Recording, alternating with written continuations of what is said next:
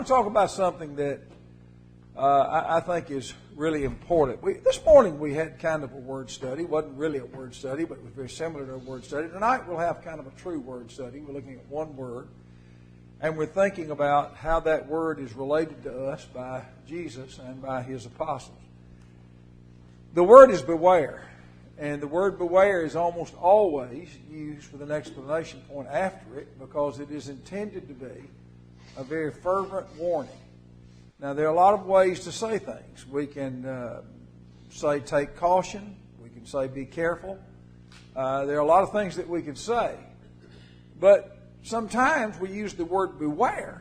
And the word beware is intended to be a very intense warning. It's intended to be something that says this is an imminent danger and that we need to be very, very careful as we see this danger approaching. Now, it's interesting how many times that word is used in the New Testament. I didn't go back to the Old Testament, but I'm looking in the New Testament. It's also interesting that the majority of the uses in the New Testament were by Jesus Himself. They were not by the apostles. Jesus is the one who used the word more often than anyone else. And so we're going to look in our lesson this evening things we are told to beware of by Jesus and the apostles. I don't know how well that's doing. It looks like it's doing all right. But as we think about this, we're just going to look at the various passages, and there's several of them. And we're going to go through them and look at things that Jesus considered to be dangerous enough that He said to you and I, as Christians, that we should beware of. The first use of the word in the New Testament is in Matthew chapter 7, verse 15. It is a very familiar one to you. You would probably, all of you, once you read the verse, you are familiar with it. You've heard it read many times in preaching. And it's not something that's new. Jesus said that we should beware of false prophets. And it's interesting that He goes on in this passage and says of false prophets who try to disguise themselves. He said, beware of false prophets which come to you in sheep's clothing, but inwardly they are ravening wolves. Now, anyone really reading that realizes that a shepherd has certain natural enemies. Wolves will be among that number. Actually, when David was talking about his conflict with the enemies as a shepherd, he mentioned a bear, and he mentioned a lion, and I believe he mentioned a wolf. Those are things that are mentioned. He talks about enemies that you had. I can't remember precisely if he mentioned the wolf or not, but they would be one of the things that he would have a distinctive problem with. And it's pretty obvious why he would use the wolf as talking about come to you in sheep's clothing. Of course, a bear would have a little problem with that. A lion might because of their size. But a wolf would be roughly the same size as a sheep. And so it would be harder to identify them. And so what he's talking about an enemy that comes to you that's very hard to identify. Sometimes when you talk about someone who is a false prophet, and that would simply be anyone who speaks for God, but he speaks falsely, then a lot of people, when something comes up of that nature, they'll talk about a certain individual and say, well, he just really seems like a nice guy. Well, that proves the point that Jesus made. That proves His point. That obviously, we're not going to expect that if a false prophet comes along, he's going to wear a sign around his neck that says false prophet. That's not going to happen. He's going to do everything he can to disguise himself so that he can make you to believe that he is a false prophet. We mentioned this morning the prophet in 1 Kings 13 who convinced the younger prophet to disobey the will of God. And it's interesting to think in that situation about what he himself knew. Now, he had to know that God hadn't spoken to him. I mean, he's a prophet. He'd been spoken to before. And he had to know that God had not spoken to him. And yet he went to this young man and pretended that God had spoken to him. Now, you would think that people would not be easily taken, but that's simply not true. It simply is not true. Two of the most aggressive false religious systems claiming to be of Christ in the world today would be the Latter-day Saints and the Jehovah's Witnesses, and they're very successful. Very successful.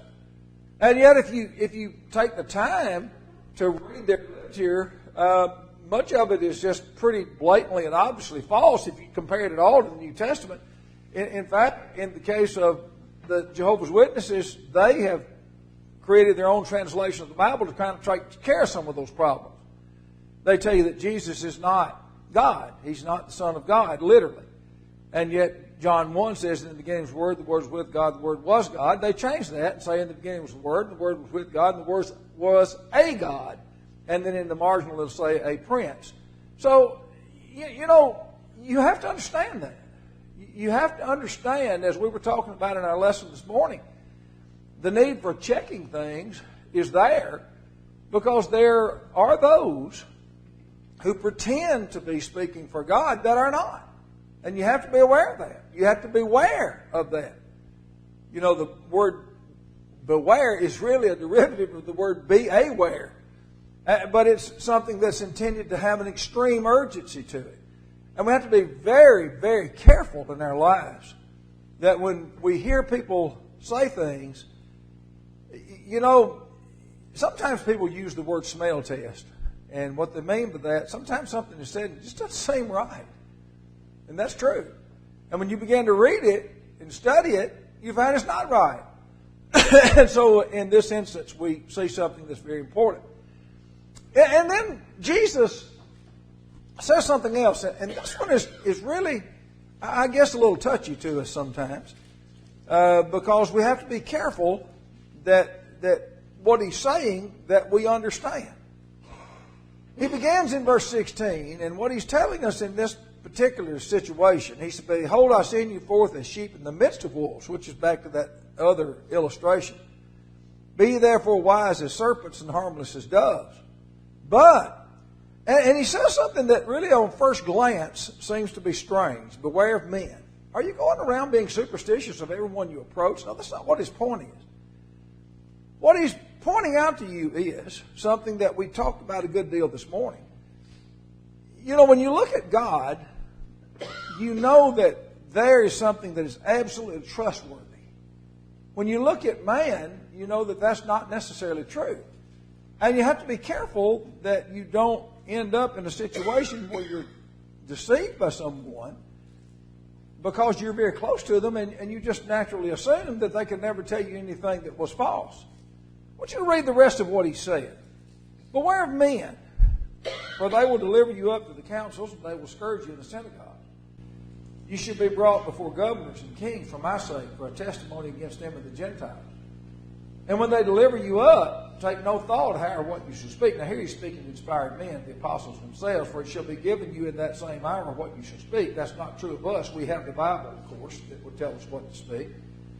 For it is not ye that speak, but the Spirit of your Father which speaketh. But then he said this, which is a general statement.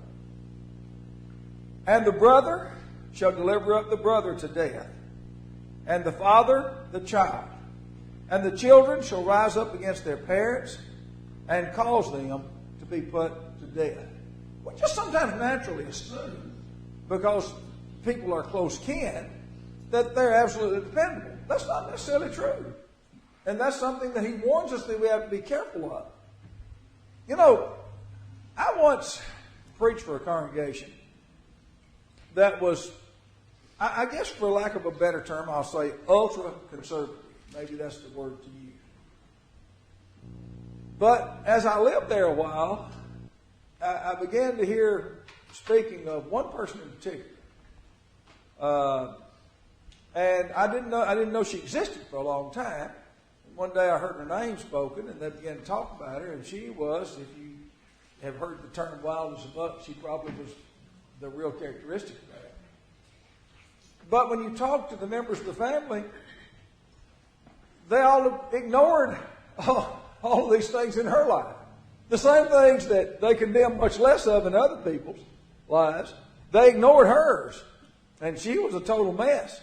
And I think that's what Jesus is getting at. Sometimes we have this tendency to think if somebody's kin to us, close friend, close associate, that, hey, you know, it couldn't possibly be anything wrong. Jesus said you better be careful with that because it is possible.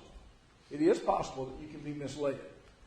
You know, when you think of wolves coming in sheep's clothing, there are a lot of ways that can be done. And just think about Judas. Who was Judas? He's one of the 12 closest associates that Jesus had who betrayed him. Now think about that. And just give that some consideration. And you begin to realize what Jesus is warning. I wonder sometimes if that's not the reason he said beware of men. In other words, you're talking about mankind, not talking about males necessarily. He's just saying men. Those who are of the human race. We all who are human beings are subject to flaw. And so that has to be recognized. And you have to understand that. And you can't just take everything at face value. Because if you do, you can cause yourself a great deal of harm spiritually. And then Jesus in Matthew 16 said, by the way, and this is the time of year, usually March is my month. I don't know how many times in the time that I've been preaching that I have completely lost my voice in the month of March, and I just noticed today it's kind of coming on. I hope it doesn't go away, but I know it's sounding kind of weird. But anyway, I want to turn over to Matthew 16 and verse 6 through 12. And Jesus said this, beware of false doctrines that might lead you astray. Be careful. You know, one of the things that we have to understand is this. When you look at what Titus says about us adorning the doctrine of Christ, he means that we make it attractive to other people. We'll understand that Satan does the same thing to sin. He makes it attractive to us. He makes it appeal to us. I mean, after all, the lust of the flesh, lust of the eyes, and pride of life is what that's all about. And Jesus is giving you a warning here. And the warning is, you beware. Because sometimes, you know, I've heard con men talk. And they said, you know, really, everybody wants to be deceived. You know what they mean by that? What they mean by that, everybody's looking for something for nothing. And so consequently, when they come along and they tell them, they really kind of have a propensity to accept it. Jesus said he understands that in human nature, so be careful. Take heed and beware of the leaven of the Pharisees and Sadducees, he said. Those are the two major sects among the Jews, teaching two very different, both false doctrinal positions. And as they reasoned among themselves, saying, it is because we have taken no bread. Because he talked about leaven. Which when Jesus perceived, he said unto them, O ye of little faith, why reason you among yourselves because you brought no bread? Do you not yet understand, neither remember the 5 loaves of the 5,000, how many baskets you took up? In other words, I can provide bread. Neither the 7 loaves of the 4,000, and how many baskets you took up? I can provide bread. How is it that you do not understand? That I spake it not to you concerning bread, that you should beware of the leaven of the Pharisees and the Sadducees. Then they understood something. What did they understand? They understood how he bade them not beware of the. Then understood they how that he bade them not beware of the leaven of bread, but the doctrine of the Pharisees and the Sadducees. Sometimes doctrinal positions are very, very attractive. Let me give you an illustration. When I was many, many years ago living in Waverly, I had an extended conversation, it really lasted for a year, with a lady who was a very high-ranking official in the Jehovah's Witness organization there in Humphreys County. And we would have a discussion every Tuesday. Sometimes we couldn't for various reasons, but almost every Tuesday for a year. And she told me one day, she said, the reason that I became a member of the Jehovah's Witness organization is because I had a sister who was 9 years old, and she died. And I was a Presbyterian. And I believed that since she had not been sprinkled as an infant, that she was going to be lost, and I couldn't bear that. And when the Jehovah's Witness came along and said 2 things. One is they said that, hey, you know, there's no such thing as hell, so there won't really be any eternal punishment for anyone.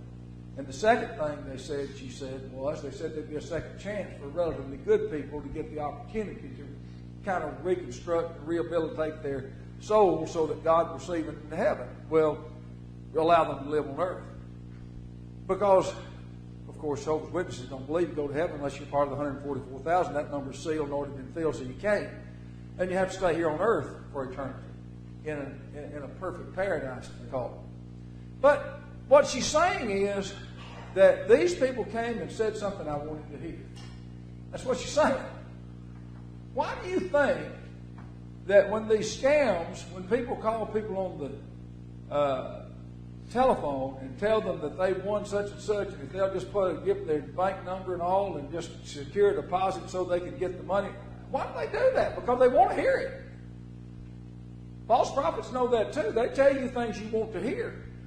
Jesus said, when you look at a false doctrine, you need to consider it as what it is. It's not from God, no matter what it says, no matter how attractive it may be to you.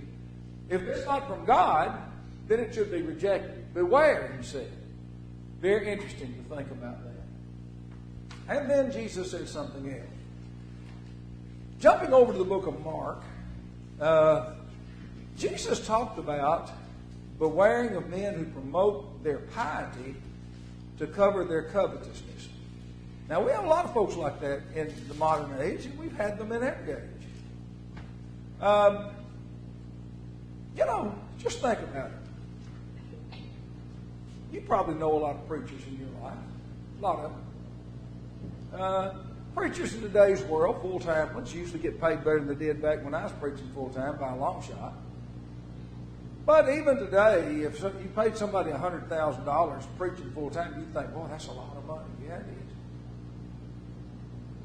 But what if you were paying $6 to $8 to $12 million a year? What would you consider that? You do realize there are a lot of preachers today who make $6 to $8 to $12 million a year. I mean, you don't have private Learjets if you don't make some money. It's just the way it is. And they have an appearance of piety, and that's what Jesus warns. He said in verse 38 of Mark 12, beware of the scribes. They love to go in long clothing and love salutations in the marketplace and the chief seats in the synagogue and the uppermost rooms at feast. And then he said, notice what he said, which devour widows' houses and for a pretense make long prayers, these shall receive greater damnation. When I was carrying the mail in Pulaski, part of my territory was terrace and apartments there. There were actually two sections of it. And everybody there was, basically nobody paid their rent. The government paid all the rent, paid all their electric bills and all their phone bills and all of everything else. And then sent them a check to get along. It would shock you at the number of these preachers that I'm describing that would send letters to these folks. Most of them were female just because that's who was there. I don't know if it had anything to do with it.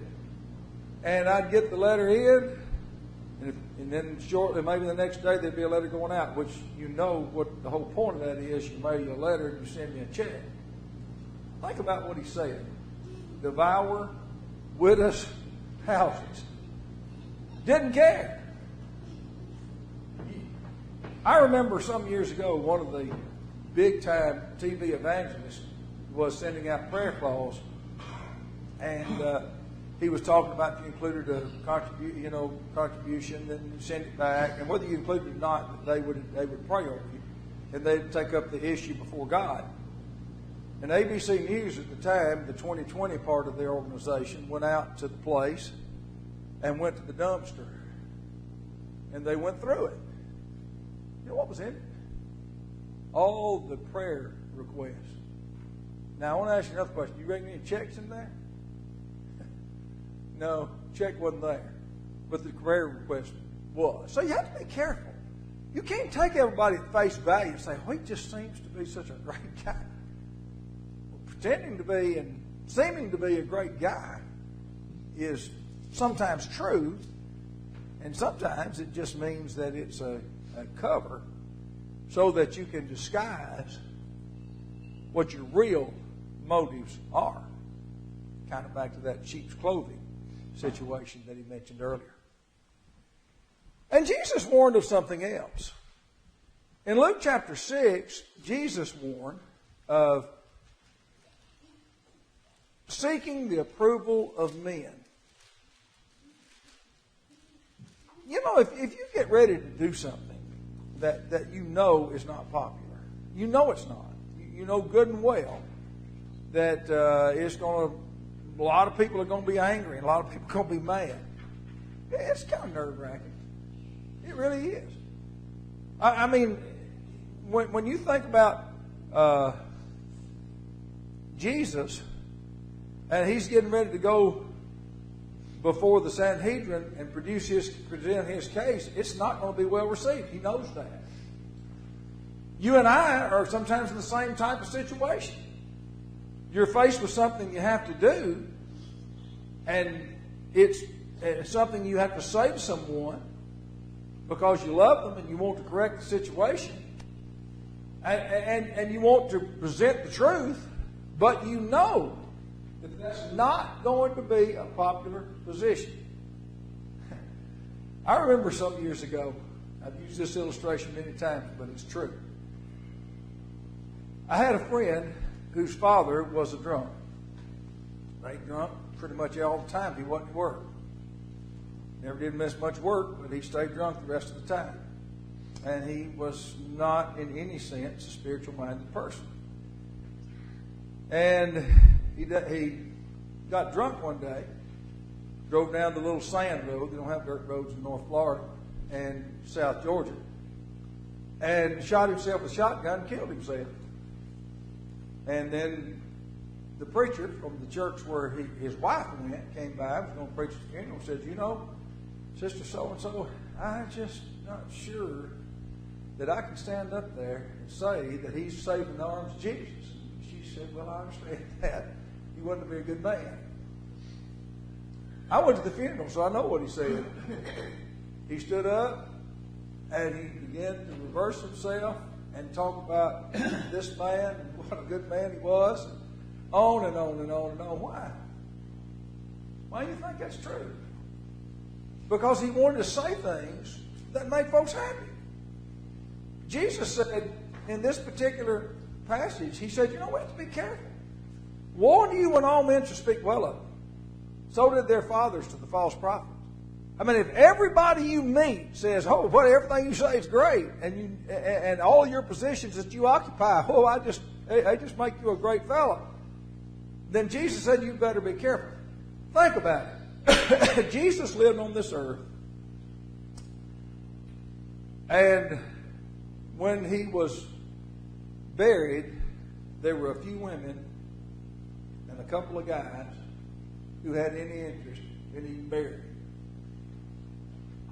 And you have to also understand that after his resurrection, there still were 125 people on this earth who had enough interest in him to even be assembled together. So you think he was a popular guy? I mean, basically everywhere he went, somebody tried to kill him. You think he was a popular guy? We need to be really careful about trying to alter our positions and alter our words to make sure that we don't ruffle any feathers. You know, the truth's the truth. I sometimes think about old Nathan the prophet when he went in to see David.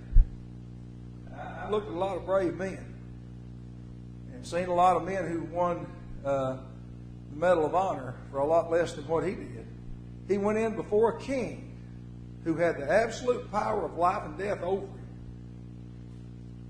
and told him this extended parable that just showed how horrible the king's sin was. And then when he got through, he said, "Darn man, boy, you just think about that."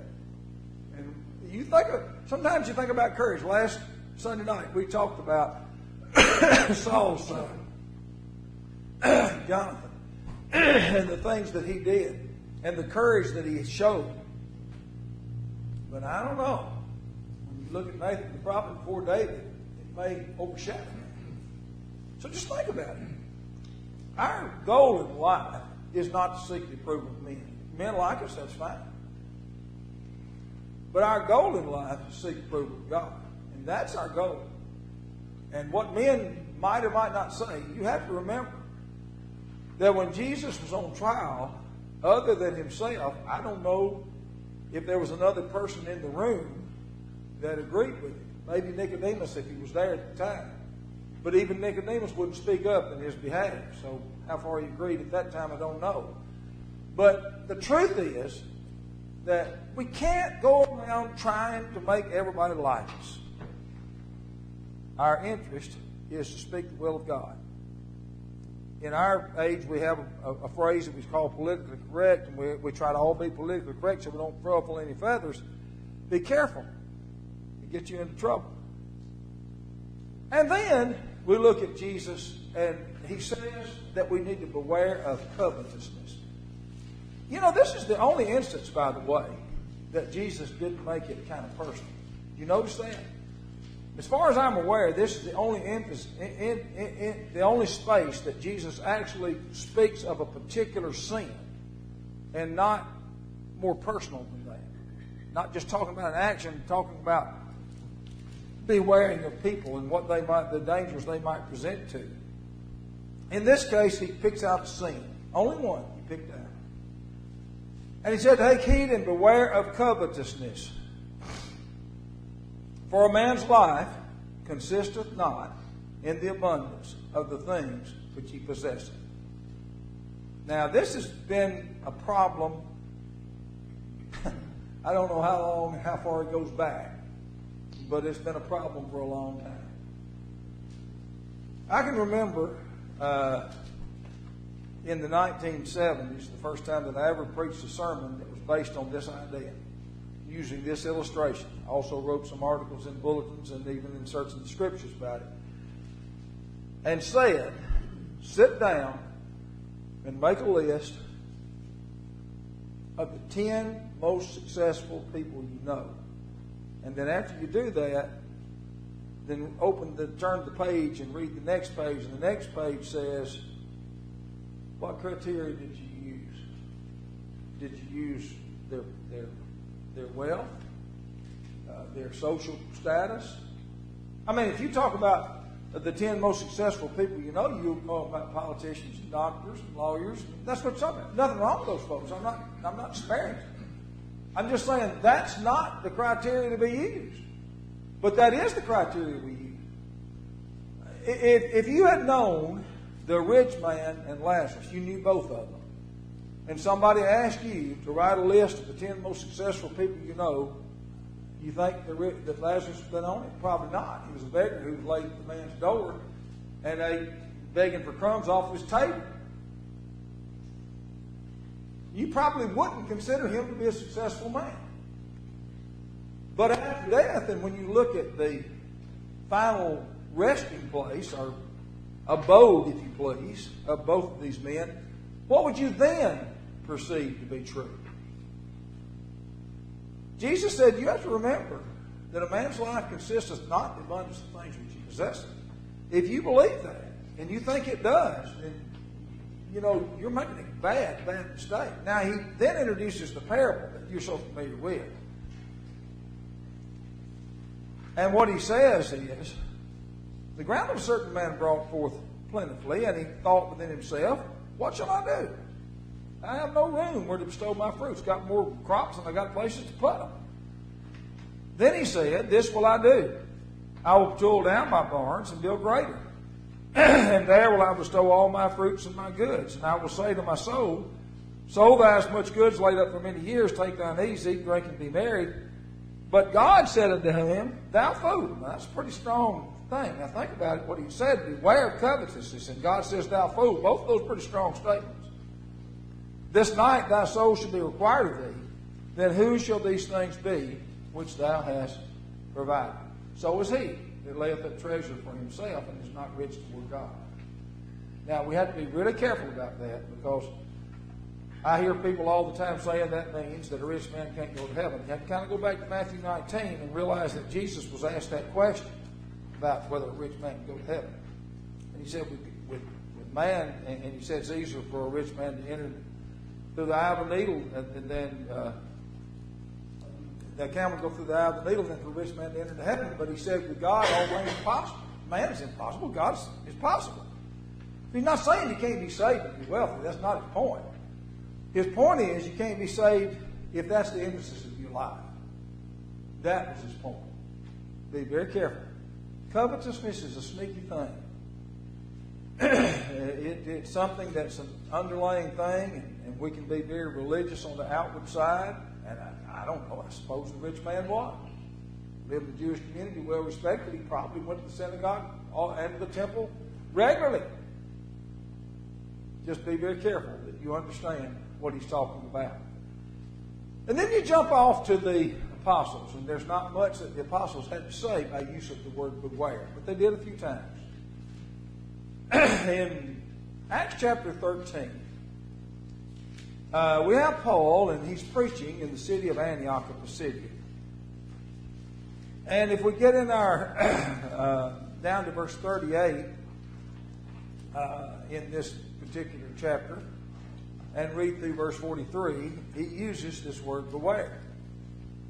Be it known unto you, therefore, men and brethren, that through this man, that was Jesus, is preaching to you the forgiveness of sins. And by him, all that believe are justified from all things which you could not be justified by the law of Moses. Beware, therefore, lest that come unto you which is spoken of the prophets. Behold, you despisers, and wander and perish, for I work in your days, quotation from the Old Testament, a work which ye shall in no wise believe, though a man declare it unto you. And when the Jews were gone out of the synagogue, the Gentiles besought that these words might be preached to them the next Sabbath. Now when the congregation was broken up, many of the Jews and religious proselytes followed Paul and Barnabas, who speaking to them persuaded them to continue in the grace of God. Now that grace of God is very interesting, because the grace of God as contrasted with the law of Moses in verse 39 is really what he's doing.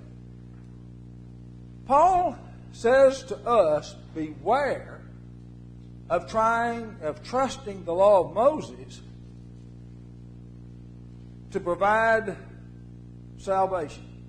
We have to be really careful about that. There are organizations in the world that are promoting that. You know, sometimes you don't really pay attention to everything you're around. But the next time, if you've never been, you might go down to the Yellow Deli in Pulaski, and it's a popular place, and it's a really great place to eat. But you know what it's run by? It's run by the 12 tribes of Israel. And if you read their literature, which is on the table, and you notice something that's unusual about them, that restaurant stays open 24 hours a day, 6 days a week. They close at Friday evening at 6 o'clock in observance of the Sabbath day. And they reopen Sunday at 12. Now, you know, they may be a bunch of great folks, but they've been misled. You know, we can't be justified by the law. And when we start trying to be justified by the law, then we're making a serious mistake. And Paul says to these people, you beware of that. Be really careful that you don't allow that to happen to you. Now, to prove the point a little bit, he uses the word beware again. This is in Philippians chapter 3. And here's what he said. Pretty strong language. I'm just reading you his language. Beware of dogs. Beware of evil workers. Beware of the circumcision. For we are the circumcision which worship God in the Spirit, rejoice in Christ Jesus, and have no confidence in the flesh. Talking about the law. Though I might also have confidence in the flesh, talking about himself. If any other man thinketh that he hath whereof he might trust in the flesh, I more. If you don't think he's talking about the law, let me read you what he said. I was circumcised the 8th day of the stock of Israel, of the tribe of Benjamin, and Hebrew of the Hebrews, as touching the law of Pharisee, concerning zeal, persecuting the church, touching the righteousness which was in the law, blameless. And what things were gained to me, those I counted loss for Christ. Yea, doubtless I count all things but loss for the excellency of the knowledge of Christ Jesus my Lord, for whom I have suffered the loss of all things, and do count them but dung, that I may win Christ, and be found in him, not having mine own righteousness, which is of the law, but that which is through the faith of Christ, the righteousness which is of faith of God by faith, that I may know him, and the power of his resurrection, and the fellowship of his suffering, being made conformable unto his death, if by any means I might attain unto the resurrection of the dead. Now, that's pretty simple, and you can't miss it. He said, look, I was a Jew. I trusted it. I found out that that's not the way to salvation, that it was through Jesus Christ and his resurrection. I accepted that. I rejected Judaism because it couldn't provide what I needed. And beware that you don't make the mistake of trusting what I rejected. That's really what he's talking about. And people need to pay some attention to it. Beware. Last one is found in the book of 2 Peter. And it's an interesting one. A very interesting one. He uses the word beware again. In this particular case, he says this in verse 14. Wherefore, beloved, seeing that you look for such things, be diligent that you may be found of him in peace, without spot and blameless. Now, you know what he's talking about? What he's getting at is this. If you obey the gospel, as Calvin was talking about in his prayer, if you obey the gospel, you repent, you're baptized for remission of sins, and God adds you to the church, and you've obeyed the gospel. He said that's not the end. That's the beginning. That's not the end. That's the beginning. You're starting a process at that point as a child of God. So he said you be diligent that when you come to the end, which is the end of your life, that you may be found in him in peace. And he says, an account that the long-suffering of our Lord is salvation, even as our beloved brother Paul also, according to the wisdom given to him, hath written unto you, as also in all his epistles, speaking to them of these things, in which are some things hard to be understood. And then he said this is what you're to beware of. In which are some things hard to be understood, which they that are unlearned and unstable rest, as they do also the other scriptures unto their own destruction. Ye therefore, beloved, seeing ye know these things before, you know that there's danger, that not everybody's honest in dealing with the scriptures. And sometimes people will twist the scripture to make it say what they want to say, and therefore endanger your soul. So he said, beware, lest ye also, being led away with the error of the wicked, fall from your own steadfastness, but grow in grace and the knowledge of the Lord and Savior Jesus Christ. To him be glory both now and forever. I thought that those usages of the word beware were very interesting. And one thing I like about reading passages like that, you know, if I commit some crime and some deputy sheriff shows up at my door and they have a warrant for my arrest, I don't get mad at it. And I don't say, well, you're causing me a lot of grief. No. Even if I believed that it was unjust, I would think whoever wishes the warrant was causing me a lot of grief. Wouldn't be that guy. So what Peter is saying to us is be really careful that you not be led away by those who twist the scriptures. You don't get mad at God who condemns you. You realize that you need to beware of this person who's about to lead you to destruction. And that's the point.